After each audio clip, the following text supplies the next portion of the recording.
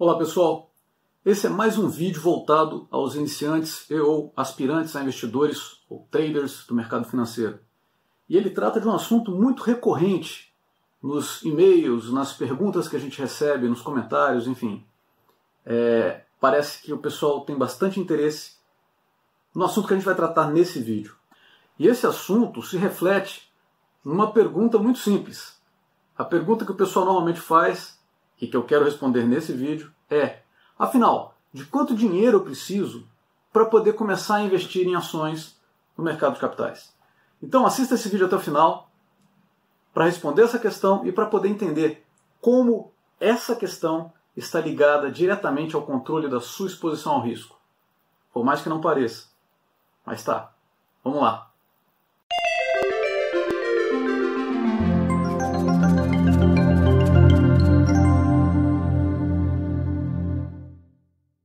Se você é um iniciante no mercado de capitais e já assistiu aos vídeos deste canal, você provavelmente já me viu falar de resultados de rendimento de estratégias de operação no mercado financeiro com resultados muito interessantes. E você deve ter se perguntado: poxa, será que esses resultados não são para mim também? Será que eu não posso investir e eventualmente alcançar resultados como esses? E uma vez decidido o interesse pelo mercado financeiro, a pergunta óbvia que vem é: de quanto dinheiro eu preciso para poder começar a investir? Pois é, eu preparei alguns slides para tentar responder essa questão de forma objetiva e racional, sem ficar com muita abstração, direto ao ponto. Vamos lá. Afinal, de quanto dinheiro eu preciso para começar a investir na bolsa? É claro que há ações baratas, que custam poucos reais, ações de empresas que estão com preço bem baixo. E você pode comprá-las, mesmo tendo pouco capital. Você pode encontrar aí ações que estão valendo R$1, R$2, R$3. Ou seja, com poucos reais, R$100, R$200, R$300, você compra até alguns lotes dessas ações. Mas a pergunta é: vale a pena comprar essas ações? Pois é, a gente vai discutir sobre isso. E quanto à pergunta principal desse nosso vídeo, o motivo desse nosso vídeo, que é de quanto dinheiro eu preciso para poder começar a investir em ações, na verdade essa pergunta deveria ser outra. A pergunta correta deveria ser: se eu tiver pouco capital para investir, qual o efeito disso? Será que vale a pena? Será que dá certo? Será que funciona? Há basicamente dois pontos a serem considerados nessa brincadeira. O primeiro é o preço das ações e a negociação em lotes padrão. E o segundo é o controle da exposição ao risco. E esses dois pontos é que vão dizer até que ponto vale a pena você iniciar sua operação no mercado, seus investimentos no mercado com ações, em função do capital inicial de que você dispõe. Vamos falar do primeiro ponto, que é o preço das ações. As ações no mercado de capitais, no mercado de ações, na Bovespa, elas são negociadas em lotes padrão. Mas existe um negócio também chamado mercado fracionário. Em geral, o lote padrão significa 100 ações. Então, quando a gente fala um lote padrão da Vale, significa 100 ações da Vale. Um lote padrão da Petrobras significa 100 ações da PETR4, por exemplo. As cotações que você vê divulgadas nos sites de notícias ou nas plataformas, nos gráficos, enfim, essas cotações elas são referentes a lotes padrão. Aquele preço ele é válido se você estiver comprando ou vendendo lotes padrão, um lote padrão da ação. Então você vai conseguir comprar ou vender naquela cotação se você estiver comprando múltiplos de 100 ações. Caso você queira comprar um número de ações que seja menor do que o lote padrão, qualquer número menor do que 100, né? E quando eu estou falando 100 é porque a grande maioria das ações hoje na Bovespa tem um lote padrão de 100. Se você quiser comprar algo menor do que 100, se quiser comprar 15 ações, por exemplo, você necessariamente cai naquilo que a gente chama de mercado fracionário. O mercado fracionário, quando você quiser comprar uma ação no mercado fracionário de Petrobras, por exemplo, você não quer comprar um lote cheio, não quer comprar 100 ações, você quer comprar 15, 20, 25, meia dúzia, sei lá. Você vai ter que colocar o símbolo da ação não mais como PETR4, mas como PETR4F, para indicar que você está comprando no mercado fracionário. E uma coisa interessante, esse PETR4F ele indica algo que é praticamente uma nova ação, é como se fosse uma nova ação. Tem um outro gráfico, ou seja, você tem o gráfico da PETR4, que se refere a negociações em lote padrão, E você tem um outro gráfico para PTR4F, que os gráficos podem até ser relativamente diferentes, mas eles tendem a convergir um para o outro ao longo do tempo, uma vez que você pode comprar 100 ações da PTR4F e vender um lote de PTR4. Então dá, e vai ter gente aí fazendo arbitragem nisso aí, e o preço acaba convergindo, mas ele não é igual a todo tempo. Agora, é sempre melhor negociar com lote padrão, porque o mercado de lote padrão tem muito mais liquidez do que o mercado fracionário. E o que significa isso? Por que você quer dizer com ter mais liquidez? Ter mais liquidez significa que tem gente querendo comprar e tem gente querendo vender. Então, se você tem ação e você quer vender, se naquele momento não tem ninguém querendo comprar, você não tem liquidez, você ficou preso com aquilo lá, né? Você fica esperando aparecer alguém querendo comprar naquele preço para você poder vender. Liquidez significa isso, significa ter gente que quer ser a contraparte na operação. Ninguém é obrigado a comprar ou a vender nada ali, né? Então, se você quer vender, para que a negociação aconteça, tem que ter alguém colocando uma ordem de compra no mesmo preço, no preço que bata ali com o preço de venda que você está querendo colocar. Então vamos lá, a gente já sabe que é mais vantagem operar com um lote padrão, por causa da liquidez. O preço das ações e o fato de se operar com lote padrão afeta o capital necessário para operar. Por exemplo, se eu tivesse 10 mil reais em julho de 2018, eu poderia tranquilamente comprar um lote de PTR4, porque uma ação de PTR4 custa R$19,49 se eu fosse comprar lá no fracionário. Um lote, que são 100 ações, vai ser 100 vezes R$19,49, que dá R$1.949, que cabe no meu capital inicial de 10 mil. Quer dizer, se eu tenho 10 mil, eu poderia tirar ali 1.949 para comprar um lote de Petrobras. Mas eu não poderia comprar um lote de Magazine Luiza, por exemplo, a MGLU 3, porque uma ação de MGLU 3, se eu fosse comprar no fracionário, por exemplo, custa R$131,75. Mas sempre lembrando que essa cotação é a cotação para negociação em lote padrão. Então eu teria que comprar 100 se eu fosse pagar esse preço. Um lote, 100 ações de MGLU 3, seria o equivalente a R$13.175, ou seja, 100 vezes os R$131,75.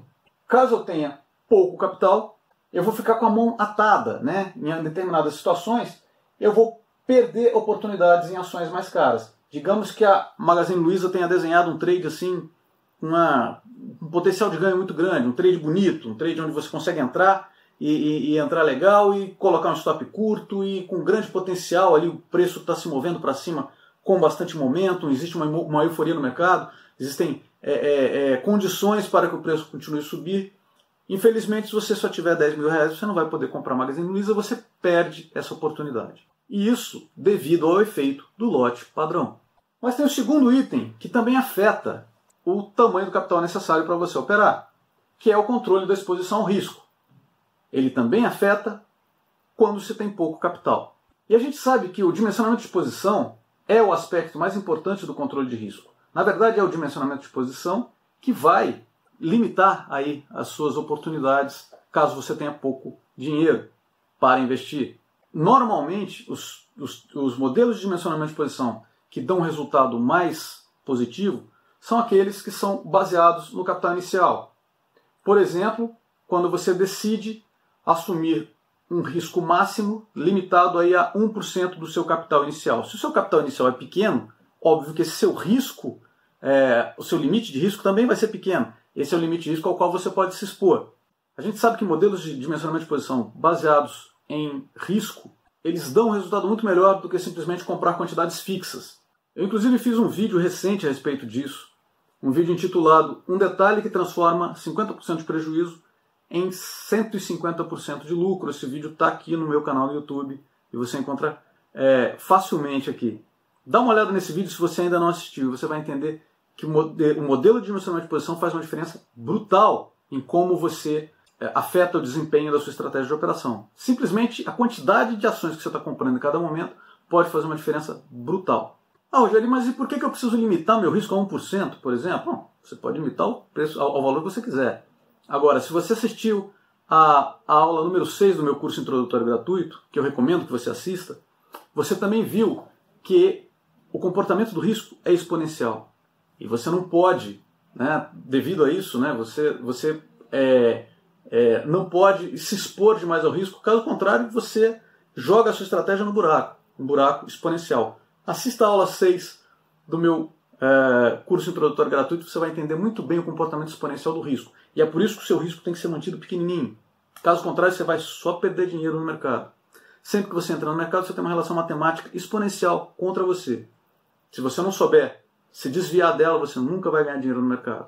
Sendo assim, um trade com risco por ação mais alto, ele pode ser rejeitado pelo controle de risco, mesmo que o preço da ação não seja tão alto. Vejamos um exemplo concreto disso. Eu tenho ali os candles de preço se movendo para cima e para baixo, cada candle representando ali, por exemplo, um dia de negociação. E eis que eu analiso o gráfico e, de acordo com a estratégia, uma estratégia qualquer que eu esteja operando, eu cheguei à conclusão que naquele momento ali seria interessante comprar se o preço rompesse esse nível aí de R$10. Então o meu preço de compra seria R$10. Da mesma forma, eu vou traçar minha estratégia definindo qual é o meu preço de proteção, o meu stop de proteção, o lugar onde eu vou colocar minha ordem automática de venda. E digamos que eu decida, com base na minha estratégia, que esse preço automático de venda seja ali com stop de proteção na faixa dos R$7. Se eu desenhar um trade, um potencial trade, desse jeito, o meu risco inicial por ação será essa distância aí entre o preço de compra e o stop de proteção. Meu risco inicial por ação será 10 menos 7, R$3. Se eu tenho capital inicial de R$10.000 e eu assumo um limite de risco de 2%, por exemplo, do meu capital, para manter o meu risco pequeno e não cair naquele buraco exponencial do comportamento exponencial do risco, o meu limite de risco é 2% de 10 mil, que dá R$200. Então eu não posso colocar mais do que R$200 em risco. Perceba que o valor que está em risco é aquele valor que está entre o preço de compra e o preço da minha ordem automática de venda. A minha ordem automática de venda é o meu, como eu poderia dizer que é como se fosse uma rede de trapezista. Se tudo der errado e o preço despencar, eu saio ali, a minha ordem vai ser executada automaticamente quando o preço passar ali pelos R$7.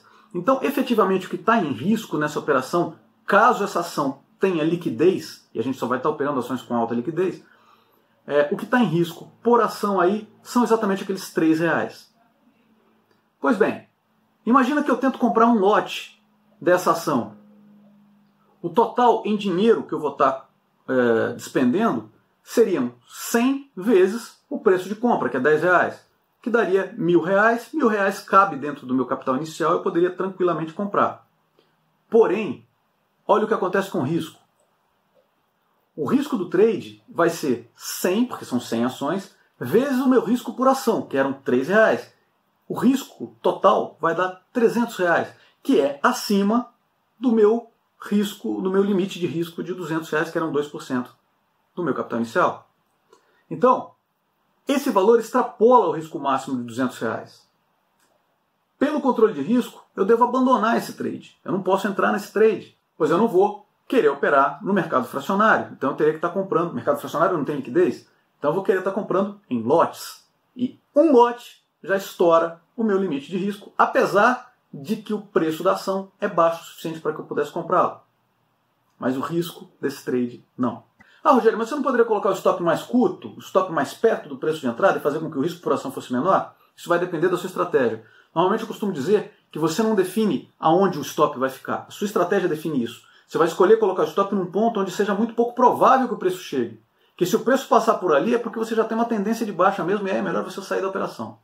Portanto, devido a abandonar o trade por causa do tamanho do risco total no momento de planejar a operação, eu perco oportunidades também. Lembre-se da videoaula número 6 do meu curso introdutório gratuito, aqui no meu canal no YouTube, sobre o conceito da operação estatística. O respeito aos limites de risco deve ser sagrado, pois o risco tem um comportamento exponencial. É sempre bom frisar isso, repetir isso. Por tudo que a gente viu, o efeito de um pequeno capital inicial é a perda de oportunidades de trades. Tanto no caso de ações mais caras, quanto no caso de trades mais arriscados. O fato é que, para operações, na maior parte das estratégias, quando você reduz o número de oportunidades, aquilo que a gente chama no meu curso avançado de fator oportunidade, o fator oportunidade ele mede quantas oportunidades ao longo do tempo a sua estratégia vai gerando, né? Em função, num dado espaço de tempo, qual a frequência de oportunidades que ela gera. Em geral, para estratégias que operam em tendência, né, que buscam explorar tendências de preço no mercado, quanto maior a oportunidade, melhor o desempenho da estratégia no que diz respeito à rentabilidade. Quanto menor a oportunidade, quanto menor o fator oportunidade, pior é o desempenho da estratégia. O fato é que quando você perde oportunidades dessa forma, você piora o resultado da sua estratégia. Ok, Rogério, embasado, entendi o racional que você colocou por trás da questão. Mas responde para mim, diretamente. Afinal, quanto dinheiro seria o ideal que eu colocasse para operar no mercado para poder começar meus investimentos em ações? Considerando o ano de 2018, ou seja, agora, na minha opinião, um valor que já permite comprar boas ações confortavelmente seria algo em torno de 5 mil a 10 mil reais. E, obviamente, quanto mais, melhor. Se você tiver aí 20, 40, 50 mil reais, melhor ainda. Por quê? Porque você fica com mais folga para entrar em várias oportunidades que podem estar surgindo em ações com preço mais alto ou ações em trades que podem ter uma entrada um pouco mais arriscada e aí você vai querer manter o limite de risco adequado, o seu stop vai ficar um pouco mais longe, enfim, você não perderia oportunidades. Então de 5 a 10 mil reais eu acho que é um valor razoável para você começar seus investimentos aí no mercado. Poxa, Rogério, mas eu não tenho esse valor. Você não tem, então poupe esse valor. Poupe, junte esse valor e entre no mercado. Ah, mas eu não posso operar com menos dinheiro? Claro que pode. Você é maior, vacinado, você, enfim, né, é dono do seu nariz. Você pode pegar 500 reais e colocar no mercado para operar. Mas tenha em mente que você não vai ter como fazer controle de risco adequadamente. Você vai entrar em operações em que o seu risco vai estar muito maior do que 2%, do que 3%, do que 5%, do que 10%. E aí você pode cair naquele buraco exponencial e perder os seus 500 reais. A ideia aqui não é perder dinheiro. A ideia aqui é ganhar dinheiro. Para isso você precisa operar estatisticamente. E a matemática vai te dizer que existem limites para isso. Faltou falar de mercados alavancados. Você vai encontrar por aí várias alternativas de investimento com mercados mais alavancados, como o mercado de futuros, contratos futuros, onde você tem alavancagem com opções, onde existe um grau forte de alavancagem, enfim. E o que é alavancagem? A alavancagem é quando você só precisa colocar o que a corretora chama de margem. Você não precisa comprar o contrato cheio, o valor inteiro do negócio, você precisa colocar a margem, que é uma fração do valor daquele ativo financeiro que você está efetivamente comprando. Então, digamos, uma alavancagem de 10 vezes, por exemplo, você vai colocar 1/10 do valor. Então você só precisaria ter 1/10 do valor daquele negócio que você está comprando. No mercado de futuros, por exemplo, existem alavancagens dessa ordem que você pode, ou até maior, mas você você efetivamente só sai da sua conta, só colocou na operação 1/10, por exemplo, do valor total. Tudo que você ganha é em cima do valor total. Você ganha 5%, 5% em cima daquele valor total, que é 10 vezes aquilo que você colocou. Bacana. Quando você perde, você também perde 10%, né? Se o preço cair 10%, você perde 10%, não em cima do que você colocou, mas em cima do total. E muitas vezes, nesse caso especificamente, se ele cair 10% e você só colocou 10% do total, você perdeu o seu dinheiro todo, foi embora, viu? Pô, sumiu, né? A alavancagem é um negócio muito interessante para quem está com pouca grana, porque o cara olha e fala assim, poxa, eu quero operar com contratos futuros e eu só preciso colocar 100 reais para conseguir um contrato. Perfeito. A alavancagem é muito legal, pode ser muito útil, mas quando você coloca o controle de risco na brincadeira, aí você vai ter que refletir a alavancagem no controle de risco também, e aí ela deixa de ser tão interessante assim, pelo menos no início da operação. Você vai ver que uma coisa vai compensar a outra se você simplesmente entrar alavancado, sem fazer a compensação no tamanho da sua posição para atender o controle de risco, você vai estar estuprando o controle de risco, vai estar assumindo um risco muito maior do que aquele que você deveria. A alavancagem, se você presta atenção no controle de risco, ela deixa de ser interessante na entrada na operação. Ela vai ser muito legal depois que o seu trade já não tiver mais risco, quando você já tiver subido sua ordem automática de venda acima do preço de compra e você já tiver num mundo bonito, bacana, onde aquele trade já não tem mais risco, aí você está ganhando alavancadamente. Bacana. Ok? Então, alavancagem, mercado alavancado não é solução assim, direta, simples, né, para falta de capital inicial para operar. Capital inicial para operar, mínimo de 5 a 10 mil, quanto mais melhor, e se você não tem esse valor, poupe antes de entrar no mercado. Essa é a postura mais adequada, essa é a postura que eu tenho que falar para vocês aqui, porque isso sim eu posso falar sem comprometer tudo aquilo que eu defendo. que é o controle de risco, controle da operação, o controle da sua exposição ao risco, operação estatística e ganhos consistentes no mercado. Mas é isso aí, pessoal. Se esse vídeo ajudou você a entender melhor essa questão, então não esqueça de dar o seu like e de compartilhar com todos os seus amigos que possam se interessar pelo assunto.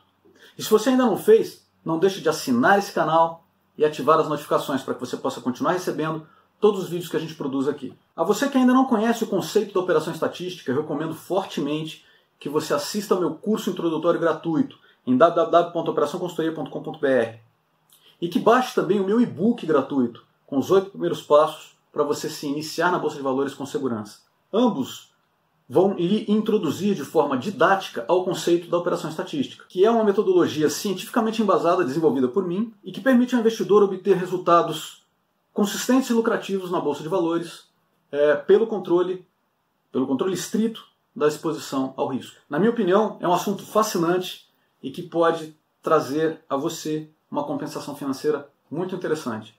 É um caminho muito bacana para trilhar, mas eu sou suspeito para falar disso porque eu sou absolutamente fascinado por esse assunto. Mas mais uma vez, parabéns a você que se interessa pelo assunto e busca informação embasada antes de sair se aventurando pelo mercado aí. Parabéns! Essa dedicação, essa busca por informação é que vai fazer total diferença lá na frente, quando você estiver batalhando nas batalhas diárias dos pregões, lutando contra os outros investidores e obtendo resultados muito à frente daqueles outros que desconhecem o conceito da operação estatística. É isso aí. Um forte abraço e até o próximo vídeo.